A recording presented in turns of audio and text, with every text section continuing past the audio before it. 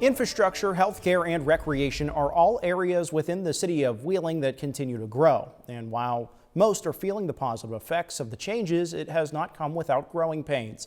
In this News 9 special assignment, Jamie Baker looks at whether Wheeling is indeed moving into the future.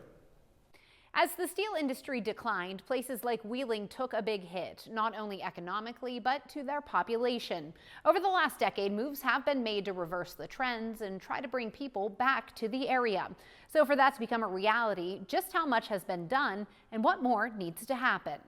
I really believe that as many as the last 25 years, the city has been gradually planting many seeds.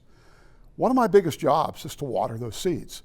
Denny Magruder officially took over as mayor in July 2024, following 8 years of service from former mayor Glenn Elliott. Ward 6 Councilman Dave Palmer was part of a rebuild that began with a new-look council elected in 2016. When I first sat down with Mayor-elect Glenn Elliott at the time, he said, what do you think our biggest problem is? And without a hesitation, I said infrastructure.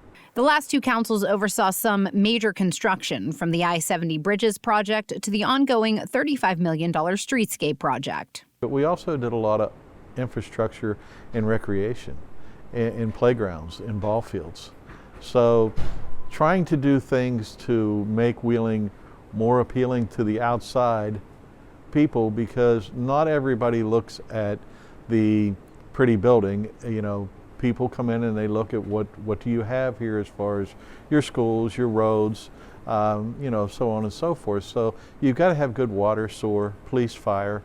The most recent project that wrapped up was the opening of a new parking garage on the corner of Market and 11th Streets. It features 290 spots as well as a ground level that can be filled with shops.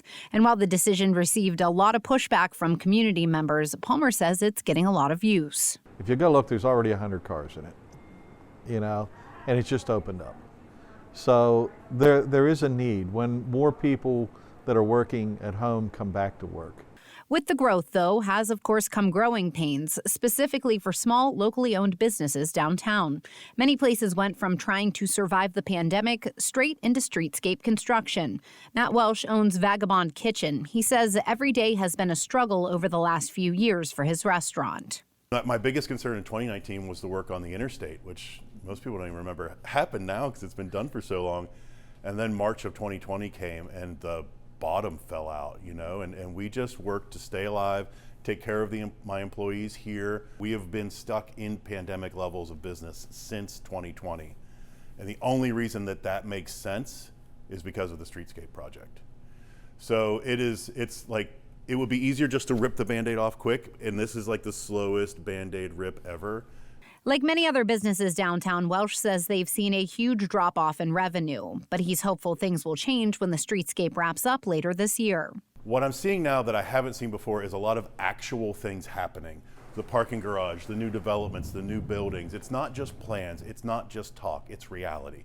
To me, that's something I can sink my teeth in and I can hold on a little bit longer to see it come to fruition.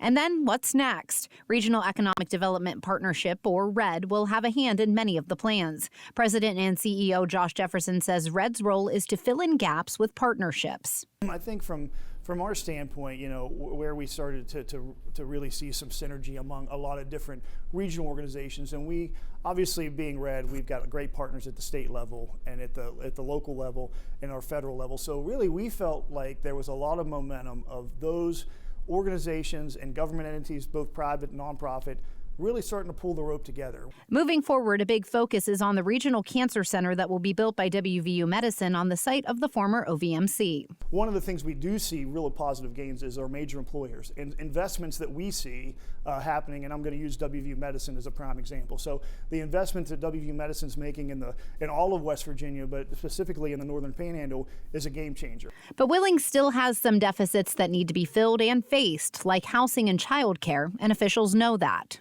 We need more jobs. We need more and better housing. We need affordable housing. We need single family homes. But as I said, these seeds are going to help produce that. and they're starting to grow. Right now, we're working on housing, and housing is a significant issue across the state, but we're excited. We're actually playing a little bit of a role in that right now, working with a lot of partners, our county commissions, the state of West Virginia. So we're hoping to address that so we can capture the population growth just as much as we're getting the investments from the companies and the entities that are making calling West Virginia home. Officials like Magruder and Jefferson know there's no easy fix to years of population decline and loss of industry, but they also believe the friendly city is on the right track and headed in a direction that will reverse many trends seen over the last few decades. And it's not going to be an overnight process. I just want to make sure people know that. It's not. It didn't demise overnight. It's not going to heal overnight, and it's not going to be the same as it was 50 years ago. I also had a chance to ask city officials about the progress of the Wheeling Pit building, which was slated to become apartments. I'll have more on where that project stands later this month. With this News 9 special assignment, I'm Jamie Baker. Hi, I'm Dylan Cleland. Thanks for watching. And here's another video to check out, and be sure to subscribe to our channel.